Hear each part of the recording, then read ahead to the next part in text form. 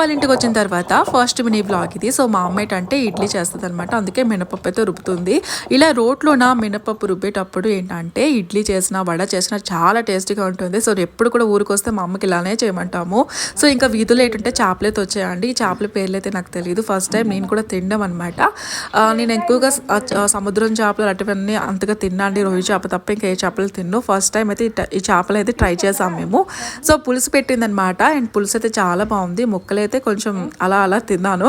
So next ఏంటంటే ఆ రోజు బయటికి కూడా వెళ్ళాలి మేము, రిటర్న్ గిఫ్ట్స్ కొన్ని కొనాలన్నమాట. కొత్త ఇంటికి కొన్ని కావాల్సిన కొన్ని వస్తువులు అయితే తీసుకోవాలి. ఇంకా ఈ పిల్లలు ఉన్నారే ఈ పిడుగులు, వీళ్ళకి తెలియకుండా మెల్లిగా నేను మా చెల్లి అయితే వెళ్ళిపోయాము.